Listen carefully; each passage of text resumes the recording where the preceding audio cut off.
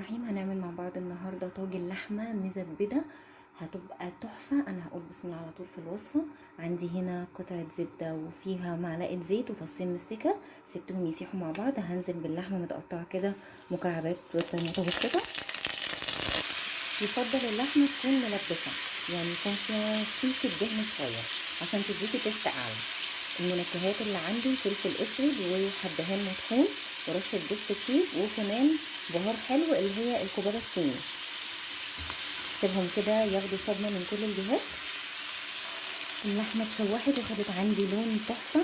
هنزل بكوبايه زبادي. الزبادي هنا بقى بيعمل مفعول السحر في اللحمه، بيديها طراوه وفي نفس الوقت بيحبس السوائل جواها. هتشوفوها لما تدوقوها بالطريقه دي هتحسوا بطعم والخل. هسيبهم برده كده ياخدوا تقلبتين مع بعض.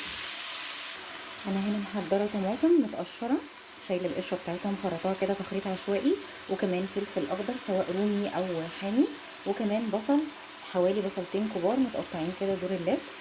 هنزل بيهم على اللحمه، وكمان هحط معلقه ثوم مفرومه صغيره، وكمان نص معلقه جنزبيل فريش. لو مش متاح ممكن تعوضيه بالبودر. هديهم كده تقريبا.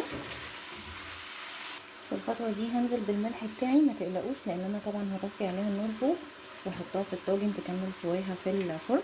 وهنزل بفنجان ميه سخنه كده، اديها تقليبه واحده واطفي عليها واجهز بقى الطاجن عشان افضي فيه كل المكونات.